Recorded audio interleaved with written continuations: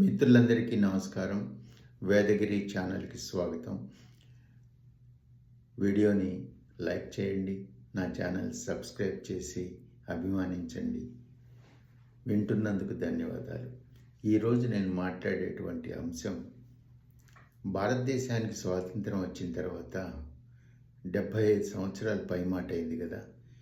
ఈ ఈ 75 సంవత్సరాల్లో మనం రైతులకి ఎంత న్యాయం చేస్తున్నాం, ఆ న్యాయం వాళ్ళ దాకా అందుతున్నదా, వాళ్ళకి ఎలాంటి సహాయాలు గవర్నమెంట్లు చేస్తున్నాయి, ప్రభుత్వాలు, అనేక ప్రభుత్వాలు, రాష్ట్ర ప్రభుత్వాలు, కేంద్ర ప్రభుత్వం చేస్తున్నప్పటికీ లేదా చేసి ఉంటే ఆ సహాయం చివరి దాకా అందుతున్నదా ఆ రైతులకి అనేటువంటి అనుమానం రాక తప్పదు. ఉదాహరణకి నేను నిన్న ఎందుకు ఈ వీడియో చేస్తున్నానంటే, నిన్న ఒక వీడియో చూశానండి, అలాగే న్యూస్ కూడా చదివాను. మహారాష్ట్రలో ఒక రైతు పాపం తను పండించిన పంట ఒక రోడ్డు మీద ఆరబోసుకున్నాడు నూర్పిడి అయిన తర్వాత. ఈ సడన్గా ఒక పెద్ద వాన వచ్చేసి వరదలాగా ఆ వరదల్లో పండిన పంట మొత్తం కొట్టుకుపోయింది పాపం. అతని విలపించిన స్థితి చూస్తే చాలా బాధేస్తుంది మనందరికీ. అలాగే ఒక పొలిటికల్ లీడర్, పేరు గుర్తులేదు నాకు, శివరాజ్ చౌహాన్ అనుకుంటాను, ఆయన ఈ రైతుకి సహాయం అందేలాగా చూస్తాను అని చెప్పారు. కానీ ఎప్పటికి వస్తుందో చూద్దాం. అయితే రైతులకి ఈ దుస్థితి ఎందుకు వస్తుంది? అసలు వ్యవసాయం పంటలు పండించి రోడ్ల మీద ఆరబోసుకునే దుస్థితి ఎందుకు వచ్చింది? ఆ పంటలు కొట్టుకుపోవడం ఏంటి? లేకపోతే అసలు వ్యవసాయం పంటలు పండించిన తర్వాత తన సొంత పొలంలో వ్యవసాయం చేసిన తర్వాత నూర్పిడి చేసుకొని అక్కడ పెట్టుకుంటే ఆ కుప్పలు తడిసిపోవటం, ఇది సహజంగా మన వ్యవసాయ రంగంలో జరుగుతున్నటువంటి విషయం. అయితే వీటన్నిటికీ మార్గం ఏంటి? మార్గం సింపుల్ అండి. ప్రతి 10 గ్రామాల్లో ఒక 50 గ్రామాల్లో తీసుకొని పెద్ద పెద్ద షెడ్లు నిర్మించి ఇస్తే చాలు వాళ్ళకి. గత 20 ఏళ్ల క్రితం అనుకుంటానండి, తమిళనాడు నుంచి మా మిత్రులకి ఒక ప్రపోజల్ వచ్చింది. వాళ్ళు fabricators, big fabricators, industrial fabricators. ప్రతి జిల్లాలో కొన్ని పల్లెటూళ్ళని ఒక హ్యామ్లెట్స్ అన్నిటిని కలిపి ఒక సెంటర్గా చేసుకొని అనేక షెడ్లు నిర్మించి రైతులు వాళ్ళు పండించిన పంట అక్కడ పెట్టుకొని నూర్పిడి చేసుకొని తర్వాత అక్కడే ధాన్యాన్ని టెంపరీగా ఒక 1 or 2 డేస్కి స్టోరేజ్ చేసుకునే అవకాశం ఉండేలాగా చేద్దామని తమిళనాడు గవర్నమెంట్ అప్పట్లో జయలలిత గారు ఉన్నప్పుడు ఈ ప్రపోజల్ వచ్చింది. కానీ ఎందుకో మరి అది జరగలేదు. తర్వాత వారు దివంగతులు అవటం, తర్వాత అలా జరిగి ఆ ప్రోగ్రాం మూలపడింది. ఎగ్జాక్ట్లీ ఇదే ప్రపోజలు అసలు మన ఇండియా మొత్తం వస్తే ఎలా ఉంటుంది? నేను చూశాను, మా ఫ్రెండ్ ఒక అతని తన సొంత పొలంలో తనే వేసుకున్నాడు షెడ్. సుమారు ఒక 5,000 స్క్వేర్ ఫీట్ షెడ్ వేసుకొని తను పండించిన ఫ్రూట్ తోట అనుకోండి, అది రాయలసీమ ఏరియాలో. ఆ తోటలో పండిన పండ్లన్నీ కోసి ఇక్కడ స్టోరేజ్ చేసి గ్రేడింగ్ చేసుకొని స్టాక్ పెట్టుకొని అవన్నీ ప్యాకింగ్ చేసుకొని అమ్మేటువంటి మార్కెట్కి పంపిస్తుండేవాడు. సో అలా అనేక షెడ్లు ఒక్కొక్క 10 గ్రామాలు, ఒక 20 గ్రామాలు, 50 గ్రామాలు తీసుకొని ఒక సెంటర్ పాయింట్ చేసుకొని రైతులకి ఈ ఒక్క సహాయం చేస్తే వాళ్ళకి ఎంతో మేలు జరుగుతుంది. ఇది చాలా చక్కని ప్రపోజల్ అని చెప్పాలి. ఎందుకంటే ఇదివరకు జయలలిత గారు కూడా ఇదే ప్రపోజల్ చేశారు. ఎన్నో ఖర్చు పెడుతుంటాం, అసలు వాళ్ళకి ఇచ్చే సబ్సిడీలు వాళ్ళకి దొరుకుతుందా లేదా, వాళ్ళ దాకా వస్తున్నదా లేదా, ఇవన్నీ కూడా క్వశ్చన్ మార్క్స్ అన్నమాట మన దేశంలో. సో అందుచేత రైతులు వాళ్ళ కష్టాలు అన్నీ ఇన్ని కావండి. ఇవాళ ప్రస్తుత పరిస్థితి చూస్తే పల్లెటూర్లలో వ్యవసాయం చేసేవాళ్ళు కూడా తగ్గిపోయారు. వాళ్ళ పొలాలు బీళ్లు వారిపోతున్నాయి. మంచి రేట్ వస్తే రియల్ ఎస్టేట్లకు అమ్ముకుందామనే ప్రయత్నాలు కూడా చేస్తున్నారు కొంతమంది.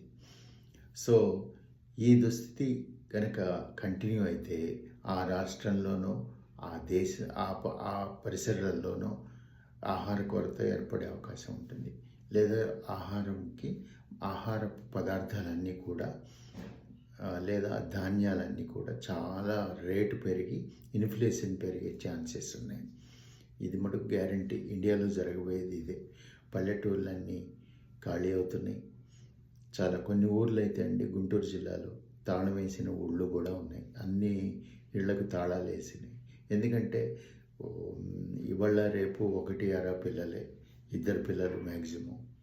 ఈ మంచి చంద్రబాబు గారు కూడా అన్నారు పిల్లల్ని కానండి అని. నిజమే, పిల్లలు అవసరం. ఎందుకంటే 2000 ఆయన చేసిన ఎస్టిమేట్ ప్రకారం 2047 కల్లా మన దేశంలో వృద్ధులు పెరిగిపోతారండి. జపాన్లో ప్రస్తుత పరిస్థితి అదే, చైనాలో ప్రస్తుత పరిస్థితి.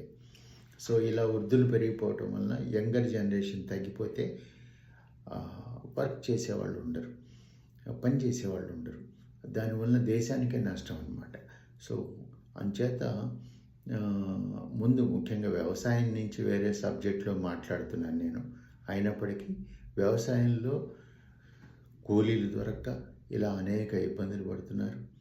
తర్వాత వాళ్ళకి రైతులకి ఎరువులు కొనాలంటే కొరివిలాగా అయిపోయినాయి అవి.